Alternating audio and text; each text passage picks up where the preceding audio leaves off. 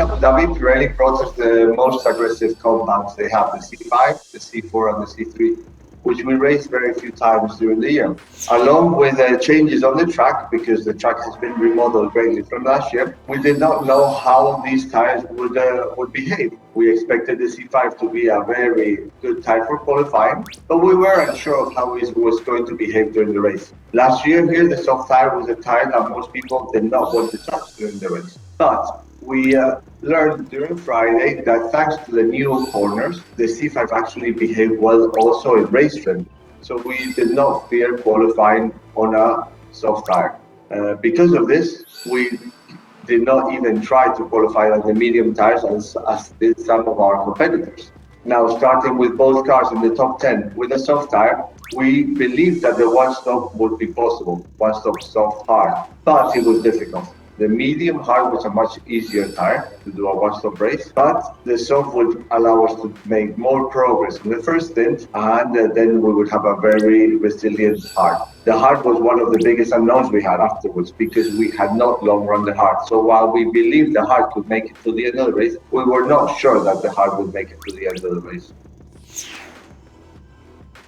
As we had started with both cars on soft tires, we understood that in order to make the one-stop race work, we had a very narrow pit window between lap 15 and 22, 23. Stopping on lap 15, we were unsure whether the hard would make it to the rest of the race. Stopping on lap 22, we were unsure whether the soft would make it to lap 22. So those were the unknowns we had before the race. Now, as the race developed, Charles found himself with very fast Bottas behind him and Tsunoda, both on medium tires. So while on the early stages of the race, Charles managed to slightly pull away from them, around lap 10, 11, 12, the medium tire runners started eating up time to Charles. And Bottas actually overtook Charles on track. Now, every time we get overtaken, we don't just lose that position, but we lose time with respect to the rest of the competitors. And because of this, we decided to stop Charles as soon as we thought we could go to the end. This was lap 15. We were hoping the hard could make it to the end, but we had no certainty of it because we had not long the hard tire. With Carlos, he was in a very different situation. He did not have anyone to challenge him, and it was only once Verstappen had overtaken Carlos that we saw that the tire started to suffer. Because of that, with Carlos, we were able to string it up to lap 19. This was not as far as we would have hoped for. We were hoping lap 22, but at least it was further than lap 15.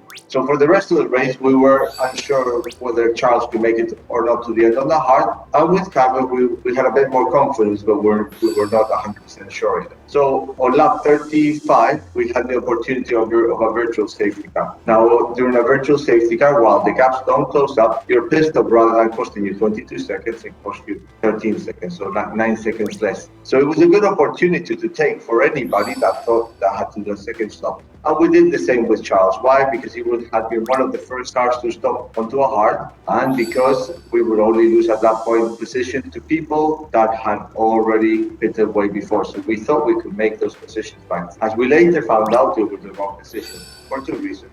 One, because the hard turned out to be much more resilient than we expected. And secondly, because even though we came to a layout that was designed to favor overtaking, once Charles found himself in a DRS train with Alonso, Ocon, and Ricciardo, he could not overtake them. So these three positions that we thought we could regain by stopping again, we actually had a hard time regaining. Obviously, the last lap of the race changed the order drastically for everybody, including ourselves. And we found Carlos suddenly in a podium position, and Charles at least managed to get into the top 10. So we came into the season with a few new things. New car, one new driver. And if there is something we should be confident that we have improved on, is on working as a team. Working as a team between drivers, you have seen a very good dynamic in between Carlos and Charles. You have seen them battle on track, like they did in Saudi, but you have seen them battle respectfully. You have seen them battle as a team, one helping the other, like in Turkey. And the same dynamic has transpired to the rest of the team. We have some races in which we struggled a lot, like Portugal or Paul Ricard early stages of the season. And with similar challenges as those faced or those races at the start of the season, we have managed to overcome them at later stages, like yesterday. We had a race in which we did not qualify ahead of the McLaren, and still we managed to bring home a good result. And this was thanks to the good teamwork that we have developed this year.